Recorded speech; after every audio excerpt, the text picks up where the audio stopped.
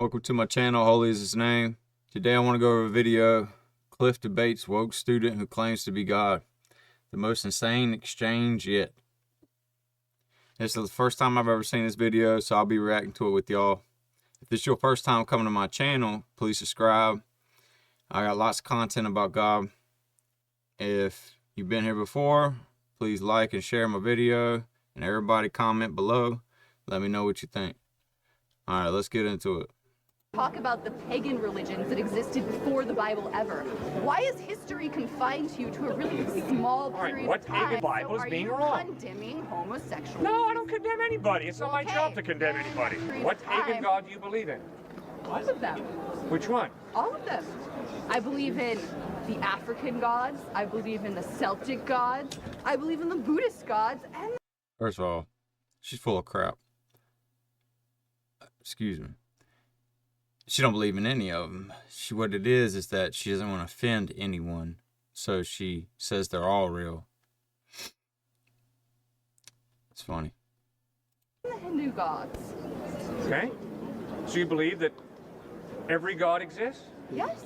All right. So you have no problem with Jesus, right? No, I don't have any problem We're with just Jesus. out here My talking about problem Jesus. with you and your Jesus is, can't you just take it somewhere else? It's not. Oh, well, I've been invited here by students, okay? Apparently you're students have invited by some students, but man, other students, you're just annoying. Oh, You're no. annoying. Other open-minded students, like this gentleman who was just here dialoguing with me, understand that a liberal arts education is based on a free exchange of Why ideas. do you misquote Mark Twain then? Why are you misrepresenting I haven't Mark Twain? misrepresented yes, you Mark have. Twain. Mark Twain is an atheist. Why are you I misrepresenting never his said he was a Christian. I simply said Mark Twain once said, it's not the parts of the Bible I don't understand that disturb me, it's parts of the Bible I do. Mark Twain for your thing by misquoting Because him. I agree with that part of Mark Twain's thinking. Well, why The don't Bible you is say all his other too clear. quotes about God? Let someone else speak. Yeah. I don't really want to. All right, I'm talking with you, you're talking with me. Okay, now, what do you think about Jesus Christ? I think he's a story, like any other story. Good story, bad story? It's the greatest story I ever guess told. It's a pretty good story because it's made its way into lots of literature, and there's lots of dark magic stuff you can read about resurrecting yourself. So I mean, I think he was a practitioner of black magic. Yes. Is there anybody else other than Jesus that you know of that's risen from the dead? I know the Nazis were experimenting with it, and they did a lot of black magic experimentations. The Nazis? Yeah. But they didn't really raise anybody from the dead, did they? I mean, there's lots of stories about people raising from the dead. It's a very common story throughout all of Greek mythology, and the sun god in particular is very common. Like if you know the story of Apollo, I mean, it's just a motif that repeats itself over and over again, the story of the sun god rising. I mean, the resurrection is all part of it. Right. And I mean, I'm sure you know about Constantine too, right? Like the Byzantine Empire and how Constantine merged pagan values together with the Christian holidays to create harmony, so that Christianity actually has a lot of elements of older pagan religions involved in it that were enmeshed together as a political movement and not part of anything necessarily religious. And then there's a lot of aspects of Christianity that are political and not necessarily religious. Right. And a lot of people use religion to justify political goals. Well, to be honest, I don't think that They sure do. it's wrong. Some of the stuff she's saying is definitely true. Like about Constantine and stuff, but in one of Cliffe Connectly's most it's heated also campus completely debates, wrong on a other self-proclaimed woke student challenges the very foundation of religious belief, arguing that morality and purpose exist independently of the Bible. The conversation quickly spirals into an intense exchange, with the student declaring themselves as their own god, rejecting Christianity as just another myth, and accusing Cliffe of spreading misinformation. Wow. But Cliffe, ever the seasoned debater, counters with sharp logic and unwavering conviction, emphasizing the inherent value of human life through the lens of Christian faith. Notice, started out with believing every God, then it became, I believe in Jesus too, but Jesus is the one that offends me. And then now it's she's her own God. So the demon definitely manifested. The debate touches on everything from the nature of truth to the influence of pagan traditions on Christianity, showcasing a clash between absolute faith and radical self-determination. The result? A fiery yet thought-provoking discussion that exposes the deep ideological divide between secularism and biblical belief. Now let me ask you something. Are you a follower of Christ? Yes? Yes. Yes, ma'am. Could you come here a second? Now, why would this woman be a follower of Jesus Christ in light of the fact that 100 years ago, in this state, in this country, white Christians oppressed her great-grandmother and great-grandfather? See, I would argue that this woman has a real open mind. This woman is not going to give a white Christian racist the power to turn her off to the true Jesus Christ, who did not have a racist bone in his body. Instead, in his best-known parable, the parable of the Good Samaritan, found in Luke chapter 10, Jesus makes a direct frontal attack on racism. So you see, this woman has not given people who abuse Christ, twisted Christ, the power to turn her off to the true Jesus, who didn't have a racist bone in his body, who attacked racism, and communicated that all people have equal value because we're all created in the image of God. And I would argue that she's had her culture stolen by white men like you, who have suppressed her mother homeland religion and I'm doing a video by telling her the ethocentric view of Christianity she must accept to fit into your society. Good. Now listen to her speak. And I've spoken. Now, ma'am, have you accepted Jesus Christ into your life because white people have forced you or brainwashed your mom and dad? No, it's clear. You can look at the Bible and see that he obviously doesn't agree with slavery. Good. And that slavery was taken out of context and twisted what the Bible said to fit something that was economically profitable at that time. Does she sound brainwashed to you? Do you know your ancestors? Do you know your great-grandmother, your grandmother before that? Do you know where they came from? Yeah. And where did they come from? What's their history? Africa being brought here as slaves. And do you know anything about their oral traditions? Do you know what they believed in Africa? Do you know what tribe they belonged to? Or has your history been stolen from you? Just because I'm not there now, that's not to say I would still be there even if people had, even if the slave trade hadn't existed. That's not to say that I would have stayed in Africa anyway. I could have ended up in Europe or here just as easily from the Netherlands. But do you not want to know about your ancestors and their time when they were in Africa? Do you not think it's worthy? Do you not think their culture is worth something? Or do you prefer the culture that has been given to you by the white people? I don't think making me a follower of Christ means I don't want to know my history and ancestry.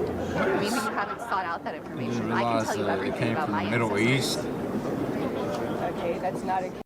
She's trying to make it seem like Christianity was only a white thing.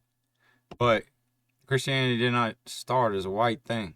Christianity started as a Middle Eastern thing, and it moved throughout the whole world. It went to Asia, went to Africa, and it went to Europe, and then Europe to the United States. To North America, and then South America, and Australia. But the point is that it's not a white person's religion. White people's religion is like paganism and like Greek mythology, paganism is white people's religion. Christianity is the religion of, Christianity is not even like a religion. More of it's a faith, but it's of the whole world. It's your relationship with God, because there's only one true God, and that God created everything. So it's everybody's God. You know what I'm saying? But God doesn't interact with everybody on a personal level. You got to actually, want to get to know God in order to do that. So, anyways, if you try to get to know Him, you will, though. Case for against Christ anymore. If I could do the research and tell you history about my ancestors as well, that's still not going to change the truth of Christ. That's a very good point. Did you get it? Yeah, I think I got it. Every month, this Airbnb pays me in semi-passive income. Now, here's the thing. I don't own it, and I... Good. Think about it. That woman spoke truth. I come from Switzerland. My dad was an immigrant from Switzerland. It doesn't change Jesus Christ. Just because you come from Africa or the Middle East or Europe or South America or Asia doesn't change the truth about Jesus Christ. I mean, I think I make my point pretty clear. I mean, she has her history robbed from her by people like you who try to present their narrative of history that is incorrect. Oh, I've heard that point History of made by everything. you, yes, but I've also heard her state very clearly that she has no problem studying her history, and she can study her history anytime she wants to and delve into it as deeply as she wants to. And I hope that you will respect her freedom to study exactly what she wants to study, when she wants to study it. And I hope that you would not be so manipulative as to I don't think denigrate she her was by given that saying, freedom. if you haven't studied something, then you're sad. Your thinking is rather denigrating of this woman, and I don't agree with you. Well, I have far more feel respect for her than you do, obviously. I mean, obviously, since you're saying it, I mean, that's your claim. No, you're accusing her of being brainwashed and hoodwinked by white people and white oppressors. Yeah, She's you a are. free, autonomous individual who thinks what She's she free to wants think for And we herself. both agree that the white folks who, in the name of Christ, enslaved her grandparents or great-grandparents were totally contradicting Jesus Christ. And it was tragic and evil. And by the way, it wasn't relatively evil because I'm an enlightened, liberal white guy. It's wrong because all human beings are created in the image of God with an innate value, and the enslavement of African Americans in the United States was absolutely evil, not subjectively evil, because I happen to have a degree from an American university. But Who gives a rip? It's not evil to not give rights to homosexuals. I mean, I, as a follower of Christ, respect the right of a homosexual as a human being. you called their sex bestiality, man. It is. No, I did not. Not That is right. And You are compared so them intellectually having- dishonest, that's scary. I You did not. compared them to having sex with I golden did not retrievers. compare that at all. In this fiery exchange, Cliffe Connectly takes on a heated challenge about race, history, and faith, as his opponent argues that Christianity was forced upon African she's ancestors got a by white demon messing with oppressors. her, bro. But Cliffe flips the argument, emphasizing that true faith isn't dictated by race or historical oppression, it's a personal choice. The debate intensifies as a black woman speaks up, That's a demon, bro. asserting that she follows Christ not because of coercion, but because of her own conviction. Cliffe defends her autonomy, pushing back against claims that she's been brainwashed, while also condemning the evils of slavery as a contradiction of Christ's teachings. The discussion then pivots to morality, with Cliffe making a bold point about objective truth. If morality is relative, then what defines right and wrong? The conversation gets heated, accusations fly, but one thing is clear. This isn't just a debate about faith, it's a battle over history, free will, and the very nature of truth itself. Why can't you say you like No, you can read it for yourself. Read Romans chapter 1, 1 Corinthians chapter 6, 1 Timothy chapter 1, and it's So you very don't clear like homosexuals? Are you that making that statement? the practice of homosexual sex is communicated in the Bible so as being are you wrong. condemning homosexuals? No, I don't condemn anybody. It's not my Okay, job to condemn then anybody. Why can't you say homosexuals are great, equal beings, and we love them as much as everyone else? Oh, We I already can promise do. you, homosexuals are equal to all of us We do that. in value, and I love homosexuals, and I invite homosexuals to come to the church where I'm a pastor. I have homosexual friends who I treasure. So I don't know where you're getting off with this whole idea that if you follow Christ, you have to hate homosexuals. That's totally baloney. I Follow agree. Christ, you have to love homosexuals. I agree. Do you support their lifestyle then? I mean, then No. you need to be an advocate. I've got for a lot their of friends who fornicate on a weekly basis. Yep. And I tell them fornication is wrong. That's I've right. got a lot of friends who are adulterers. And I tell them adultery is wrong. Why? Because according to Christ, sex outside of marriage, be it fornication or adultery, are twisting that beautiful gift of sex that God gave us. So, be you an adulterer, be you a practicing homosexual, be you a guy who's into pornography, I'm going to continue to So you communicate do not Jesus believe loves that you. two people You have can be equal involved value, as and we all married do, because in we're created in the church image of that are God. of the same But sex? please begin to ask yourself, what's the purpose of my sex? Is it to That go two through people- orgasm two 2.2 times a week? Or is there and something more adopt than a that? child together and raise a family. Why are you against Yes. homosexuals raising a family together and living exactly the same lives as other Christian heterosexual You don't live the counterparts? same I never lives said as- I'm against homosexual Homosexuals couples don't having a live child. the same Never life. once did I What say about that. their marriage? What about their union? Why can't they be married under the eyes Not of same your church? life. If They they can't are in have love and that's the the one same person love. they want to commit They can't themselves have for the the rest of their family. life. They can't have What none of is that. wrong with that? What's wrong with it is it's violating the purpose for which God gave them their sexuality. And that is why I'm not going to perform their wedding. But if they want to be joined by another person who wants to perform that wedding, so be it. I respect their right to do that. But I myself am not going to perform the wedding of an adulterer. I'm not going to perform the wedding of a person who's promoting and practicing homosexual sex, because I'm convinced that that's not the purpose for which God created marriage. Amen. Why? You do realize there's a huge problem with overpopulation. I mean, these homosexual couples could adopt. Okay, first of all, no, there's not a huge problem with overpopulation. What it is that we have a lot of population in certain areas, and in those areas we're using up tons of resources, and that's kind of putting a drain on the world a little bit. But that's not the reason why we're having issues. We have solutions to those problems. According to Elon Musk, we need more people, because if not, then our birth rate is going to become so low, and our death rate's not going to slow down. So we end up having less people in the world, but it'll go at a rate that is hard to catch again. So it will continue to fall if you let it get too bad. That's what's happening in China.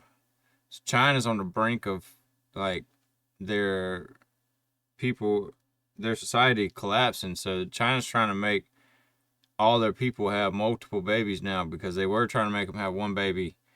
Now they realize it's wrecking their society, because they got tons of old people and hardly any young people. Children that otherwise would not have homes. They'd be out on the streets starving. They could give them an amazing life. And you're not for that?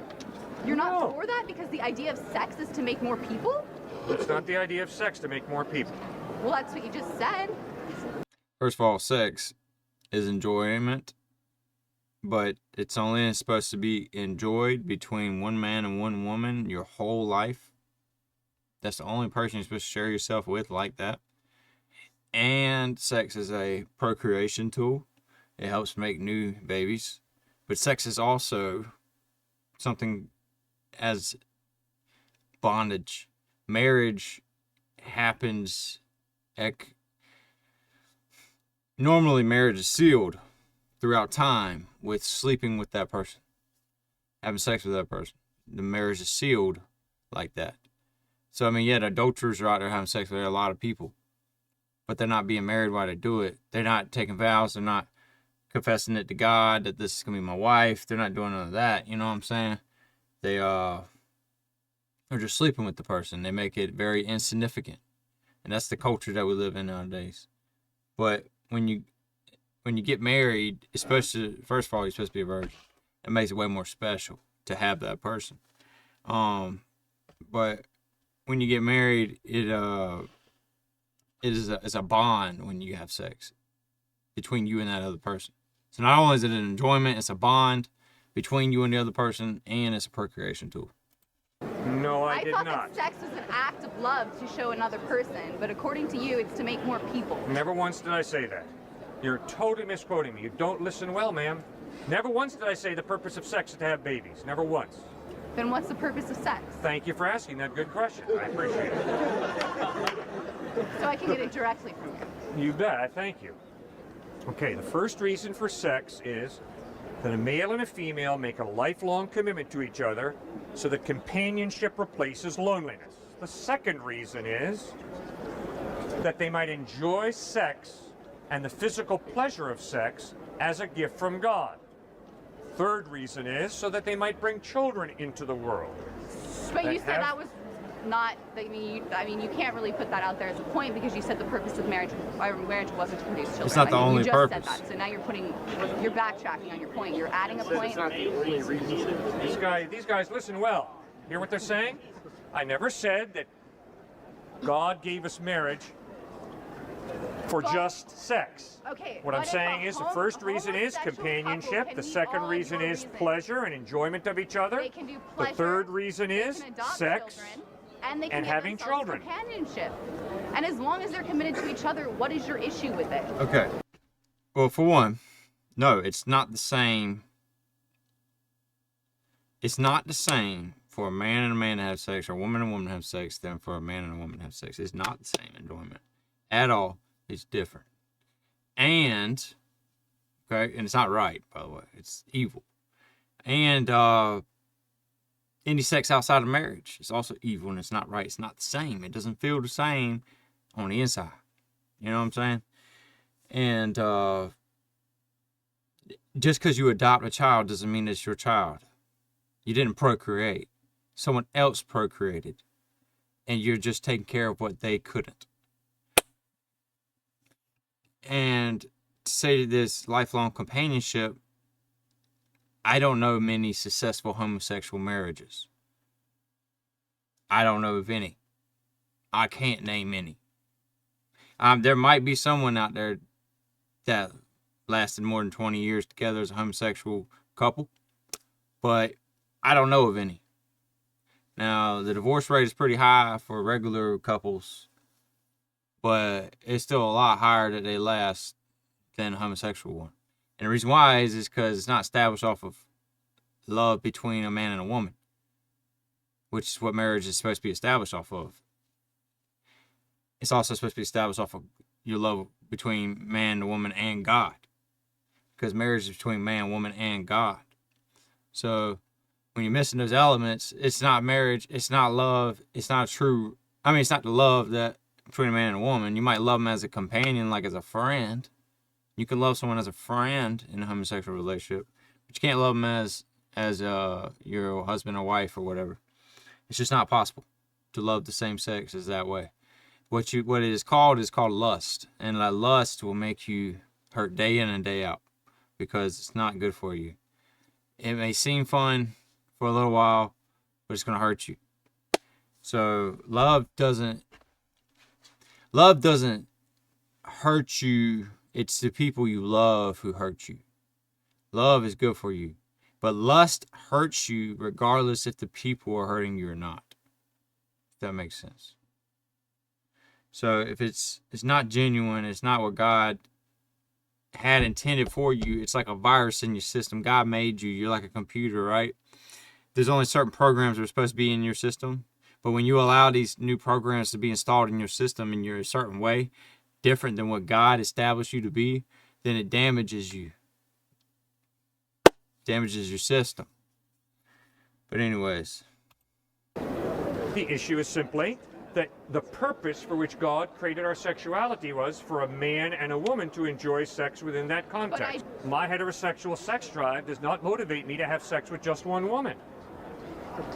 It's scientifically proven that my heterosexual sex drive motivates me to have sex with as many good-looking women as I possibly can. Now, as a thinking human being, I have to ask the question, but what is the purpose for which God gave me my sexuality? It's a question of purpose. So would you support if they got a sex change operation and then entered the union? No. I don't think that anybody has to have a sex change operation. Well, I mean, they do to be with the person they love, according to you. That's not real. Because it's between Once a man again, you're and a putting woman. words in my mouth that I never said. You have a tremendous ability to misquote me. So I would ask you to listen more carefully and stop misquoting me. I try to listen to you and not misquote you. If you could return the favor, I'd appreciate it. So, the question for my homosexual friend and for me is, what is the purpose for which God created our sexuality? And according to Jesus Christ, the purpose is for a male and a female to make a lifelong commitment. He quoted Genesis 2:24. Now, the good news is that God loves you. And he sent his only son, Christ, to bleed and die on a cross to forgive you and to forgive me for our sin. So why not put our faith in Christ? Don't you think that'd be a wise decision? No, I think that you should put your faith in yourself always. Wow. How much is the way you currently speak? But didn't she say in the costing beginning you that she in your believes in personal life and in all the your gods? Okay, the reason Yeah, I she think don't that's wanna an put faith unwise in none of decision them is now. because the evidence is that Told you although she was at times fake. I do good, at She other didn't want times to offend I do nobody. evil. At times I love the rational, but at times I dabble in the irrational. In this intense exchange, Cliffe Connectly takes on a controversial debate about homosexuality, marriage, and the biblical purpose of sex.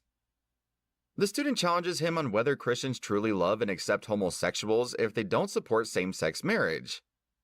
Cliffe firmly asserts that he loves and values all people equally, but upholds the biblical teaching that sex and marriage were designed for a lifelong union between a man and a woman. The debate escalates as they spar over the purpose of sex, companionship, pleasure, and procreation, while the student accuses Cliffe of contradictions. As tensions rise, Cliffe pushes back against misinterpretations of his stance, emphasizing that his belief isn't about hatred or exclusion, but about staying true to what he believes is God's design. The debate becomes a battle of definitions, interpretations, and deeply rooted convictions, leaving the audience to wrestle with their own views on faith, love, and I morality. don't see how evolution is directly in contradiction with the gospel. I mean, it's entirely possible that it's in God's plan for one thing to turn into another, and Okay. here we are. Well, theoretically, that would be saying that God had to do that because there would be no purpose in evolution. Because God would have made all the animals perfect in their environments. Why would he need them to evolve slowly over time? Why wouldn't he just, like he did everything else? He made everything like that. Why would he take millions of years for things to evolve? And why would they have to evolve if he created a perfect place for them to live in the first place? So no. Evolution does not coincide with the Bible's way of thinking at all. But the Big Bang Theory does. Big Bang Theory says that everything just came out of nowhere. Bam. Big, great light and sound. Well, God said, let there be light. And there's the sound, and there went the light. And it expanded throughout the whole universe from where it started, which is where he started it. So, something don't come from nothing, and the universe was a big nothing until God made something of it. And that's, scientists kind of prove God's existence there. The Bible never answers the question, what process did God use to create? So therefore, I can't tell you, well, the Bible says that this is how God created, because the Bible doesn't say. So I'd be filling in the gaps. That'd be dishonest, right? I can't say the book says this when the book is silent. So I don't know from the Bible how God created. So I turn to science to understand what is most probable, what is most likely in light of the evidence. Does that make sense? See, why is this valuable, this wristwatch? Because it was made for a purpose, to tell time, keep time, right? But if it's just an accidental collection of metal and glass, it doesn't have any real value. See, there's got to be purpose. And if there is no God, there's no purpose for you or me. Yep. If that watch appeared out of thin air, it Yeah. wasn't created with a purpose, but it exists, and to you, it serves a purpose. Yeah. We're here. Right. We're capable of feeling love, giving value. I didn't to something realize that's- that I should have stopped when it transitioned to the next scene. I'm going to cover more of this video later. It's 3 hours long. But I'm going to wrap this episode up. But anyways, Cliff's a good guy. I love watching Cliff debate people and teach people things. God definitely uses Cliff. Some things Cliff says, it's not that I necessarily disagree, but it's just they don't really coincide with everything that I believe.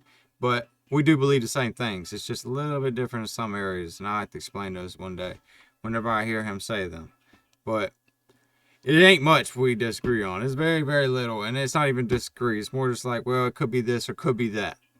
But anyways, thank you for checking me out. I got to get this phone call real quick. But like, subscribe, share the video, and comment below. Thank you.